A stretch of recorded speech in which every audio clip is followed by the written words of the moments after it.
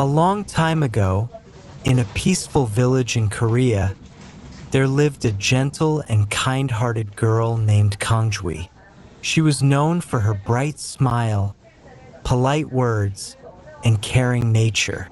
Everyone in the village liked her, and she always bowed and greeted others with respect, even those she didn't know. Kongjwi lived with her parents in a small thatched roof house at the edge of the village, where life was simple but filled with warmth.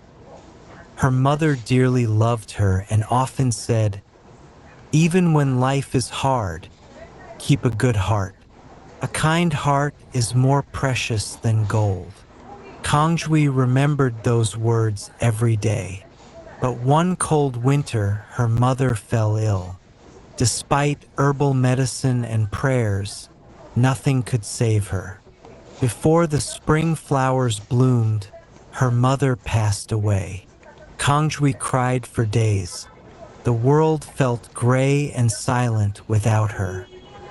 Her father did his best to raise her. He worked long hours in the fields and prepared humble meals for the two of them. Kongjwi helped him as much as she could. Though they missed her mother dearly, they stayed strong by supporting each other. Sometime later, her father remarried. His new wife had a sharp tongue and cold eyes. She brought her daughter, Patjwi, to live with them. Patjwi was the same age as Kongjwi, but their personalities were very different. Patjwi was loud, greedy, and never showed kindness unless she wanted something. At first, Kongjwi felt hopeful. Maybe now I'll have a real sister, she thought. We can share stories, play together, and help one another. But that hope quickly faded. The new stepmother gave all her love to Patjwi and treated Kongjwi like a servant. Kongjwi had to do all the housework, sweeping the yard, cooking meals, fetching water, pounding rice, and even chopping firewood.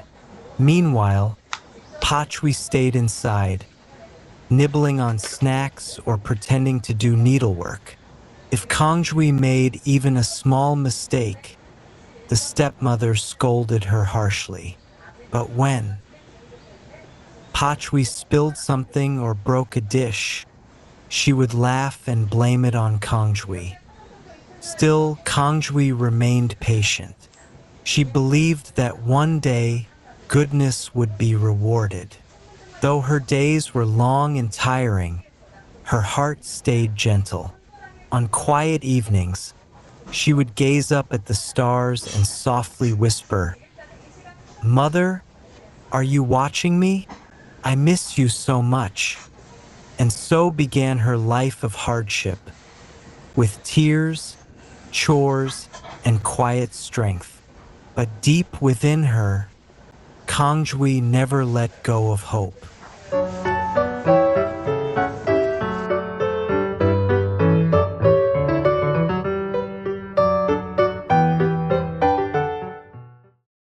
The days quietly passed, turning into weeks and months. Kongjwi's life was no longer peaceful as it once was. Every morning, long before the village rooster crowed, she would rise to sweep the yard, draw water from the jar by the well, and light the fire in the kitchen to prepare rice and soup for the family. Her hands became rough from scrubbing pots, and her feet ached from walking back and forth across the stone yard. Yet no one ever showed her any gratitude. Her father, who had once been her comfort, now seemed like a stranger. He spent most of his days working in the fields and returned home silent and weary.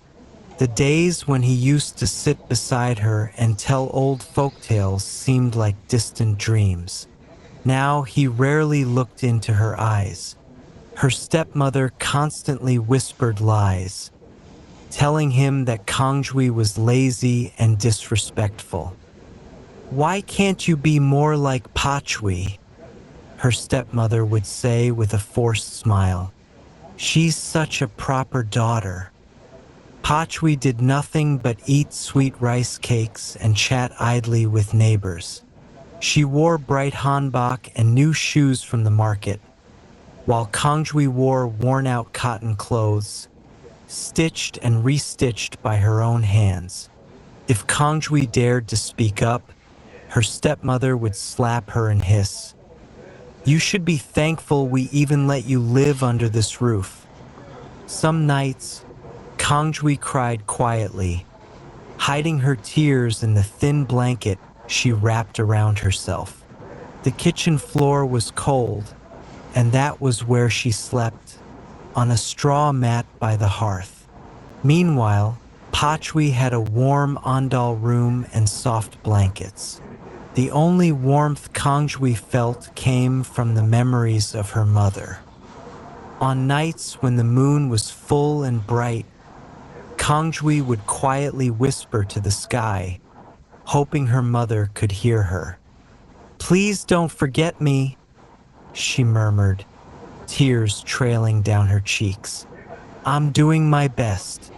I'm trying to stay strong." The villagers began to notice how thin and pale Kongjwi had become. A few kind-hearted neighbors sometimes handed her steamed sweet potatoes or a warm bowl of porridge, but her stepmother would scold them fiercely, saying that Kongjwi didn't deserve such pity. Still, Kongjwi never let go of her good heart. She helped feed wandering dogs, treated injured birds, and bowed respectfully to elders who passed by. Children liked her and said, "She's like a single flower blooming from a crack in the stone." But even the strongest flower needs sunlight. Kongjwi didn't know it yet, but change was on its way. Something or someone was about to step into her life and turn her sorrow into something truly magical.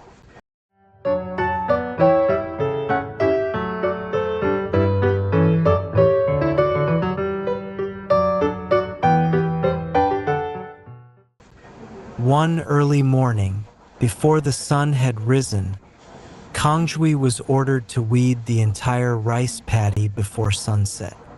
Her stepmother handed her an old, splintered homie and pointed down toward the muddy field below the hill. "If you're not done before nightfall," she snapped, "you won't get a single bowl of rice." Kongjwi looked at the wide paddy filled with rows of overgrown weeds. Her arms felt heavy just imagining the work ahead. Still, she quietly bowed her head and walked toward the field with firm steps. The morning dew soaked her bare feet as she stepped into the soft, wet earth. With both hands, she began pulling weeds one by one. Her fingers soon became red and swollen. Her back ached, and mud clung to the hem of her hanbok. The sun climbed higher, and sweat dripped from her brow. By noon, she had barely finished one corner of the field. Exhausted, Kongjwi sat on a stone at the edge of the paddy and wiped her tears with her damp sleeve. "How can I finish this alone?" she whispered. "I wish someone could help me, even just once." Just then, a soft breeze brushed her cheek, and the reeds at the edge of the field rustled gently. Surprised, she looked around. From the forest path, a large white cow with clear, kind eyes slowly approached. Around its neck hung a string of small brass bells that chimed softly with each step. Kongjwi stood up in awe. "Where did you come from?"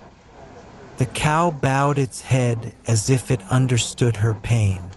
Then it stepped into the muddy field and began pulling out weeds with its strong mouth and hooves. It moved quickly, steadily, like a creature that had done this many times before. Kongjwi could only watch in disbelief. Is this really happening? Or just a dream? Before long, the entire field was clean. Not a single weed remained. The cow looked back at her once more, its eyes gentle and wise, before turning around and disappearing into the forest without a sound. Kongjwi stood still in the breeze, the wind rustling the rice shoots gently as if whispering, "You are not forgotten." That evening, when her stepmother saw the field perfectly cleared, she narrowed her eyes in shock. "You couldn't have done this by yourself," she said sharply. But Kongjwi said nothing. She only smiled quietly. For the first time in a long while, a warm feeling returned to her heart. Hope.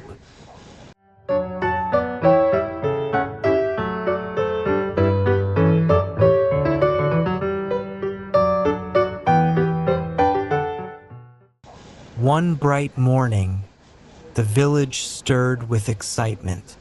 A royal herald rode through the main road on horseback, ringing a brass gong and shouting, "A celebration at the governor's manor. All maidens are invited. The prince will choose his bride." Children chased after the horse, and elders leaned on their walking sticks to listen. Each home received a scroll stamped with the royal seal, its letters painted in gold. When the invitation arrived at Kongjwi's home, her stepmother's eyes gleamed with ambition. "This is our chance, Patjwi," she exclaimed. "Once the prince sees you, he'll be enchanted." Patjwi clapped her hands in glee and immediately began dreaming up her outfit. "I want a red hanbok made of silk," she said, "and shoes embroidered with golden thread. Oh, and mother, I must have those jade hairpins." Kongjwi stood quietly nearby, her heart fluttering. To attend such a grand event at the manor, to see the prince, felt like a dream. "May I go too?" she asked in a small voice. Her stepmother scoffed, her tone dripping with mockery. "You? In your ragged dress and bare feet?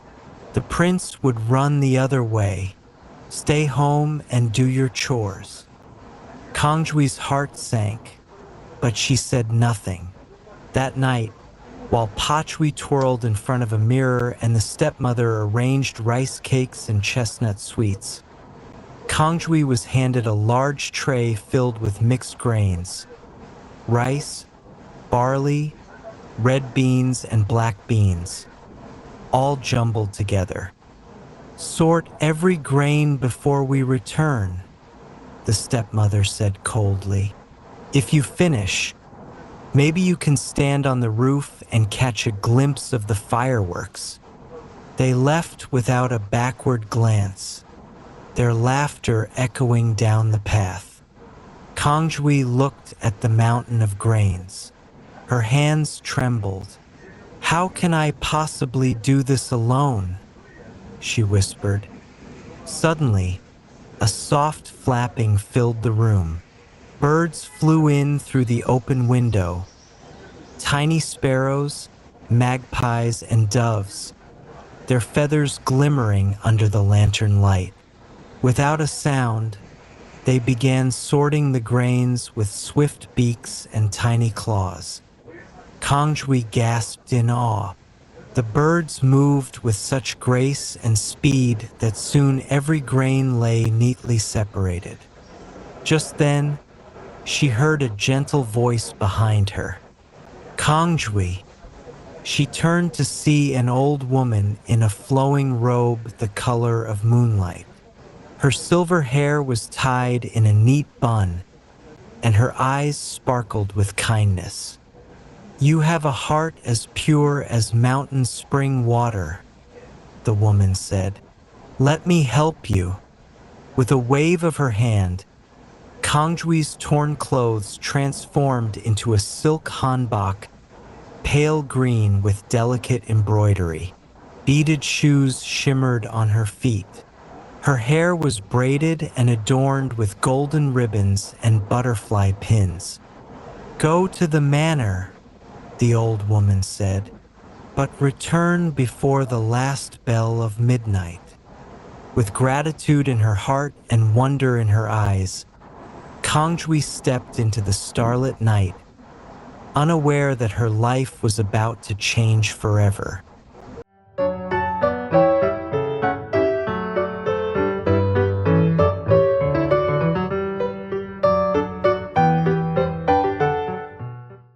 The governor's manor was more breathtaking than anything Kongjwi had ever imagined.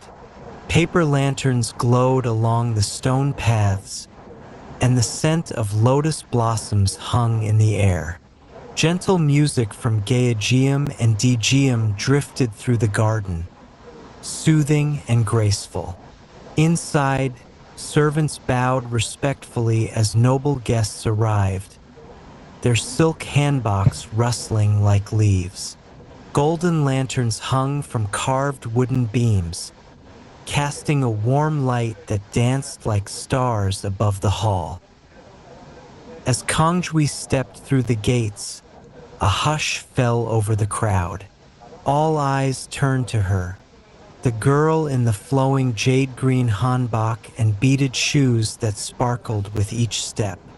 Her beauty was striking, but it was her calm presence and quiet dignity that stole every heart. At the top of the grand staircase stood the prince, dressed in deep indigo robes with a silver belt embroidered with phoenixes. When his eyes met Kongjwi's, his heart grew still. In that single moment, he felt something rare, like a spring wind stirring after a long winter. He descended the stairs, eyes fixed only on her. "May I ask for a dance?" he said with a respectful bow. Kongjwi bowed in return, a soft smile on her lips. As they danced beneath the lantern light, the world around them faded. Laughter, whispers, the clink of porcelain, all melted away. The prince leaned in gently. "What is your name?" Kongjwi's eyes twinkled. "I will tell you one day," she said softly. They spoke of mountains and moonlight, of books and dreams. The prince felt as if he had known her forever. But time moves swiftly for those who wish it would pause. Far away, a bell began to chime, the sound of midnight. Kongjwi gasped, "I must go. Please, just your name," the prince called, reaching for her hand. But she was already gone. Through the crowded hall, past the curious guests, down the stone steps.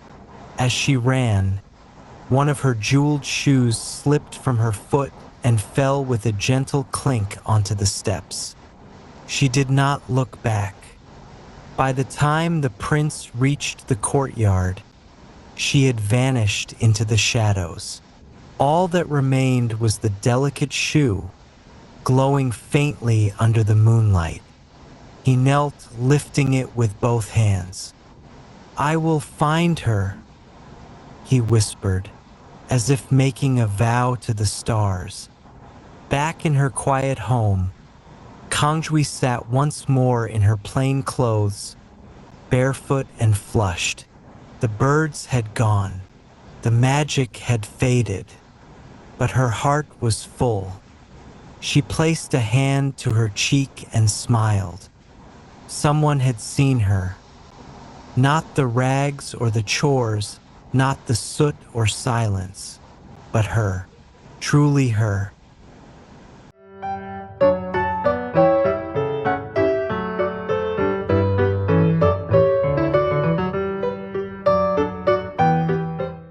The next morning, the entire province buzzed with whispers of the girl in the jeweled shoes. Merchants, farmers, and noble women alike spoke of her. Elegance and mystery, but the prince could not eat or sleep. Her face, her voice, her presence, they lingered in his heart like a song. He made a bold announcement. "I will marry the one whose foot fits this shoe," he declared. "Let her be Yangban or peasant, it matters not." He and his royal guards began a journey from village to village, carrying the precious shoe in a silk-wrapped box. In every home, young women lined up, hoping to be chosen. But the shoe, so small and delicate, fit no one. Back at Kongjwi's house, the stepmother had already heard the news. Her eyes shone with wicked determination. "Patjwi, you must be ready," she said. "We will make it fit, even if we must try 100 times." When the prince's men arrived, Patjwi was waiting in a luxurious hanbok, her hair pinned with jade combs. She bowed sweetly and reached for the shoe. Gritting her teeth, she forced her foot in. "It fits," she gasped. But one of the guards frowned and stepped closer. "There is blood," he said quietly to the prince. She cut her heel to make it fit. The prince turned away, his heart sinking. "Is there anyone else in this house?" "No one," the stepmother said, too quickly. But just then, a quiet voice came from behind the kitchen door. "I am here." Kongjwi stepped forward, still in her worn clothes, her feet bare. The room fell silent. The prince's eyes widened. He knew. "She's just a servant," the stepmother protested. But the prince had already knelt before Kongjwi. He opened the silk box and gently placed the shoe on her foot. Fit perfectly.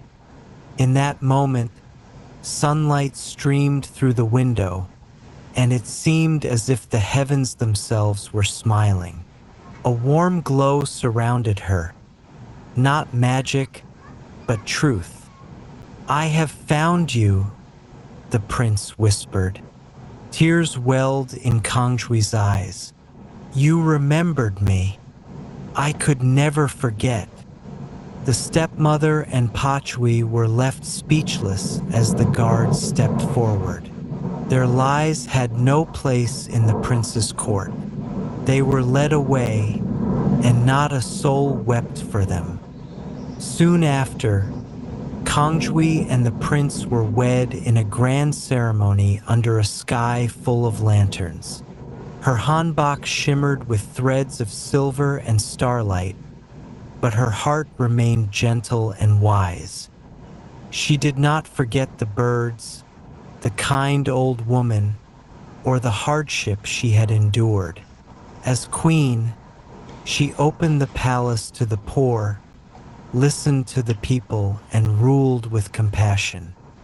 And so, the girl once hidden in shadows became a light for all, not by crown, nor by slipper, but by the beauty of her soul. The end.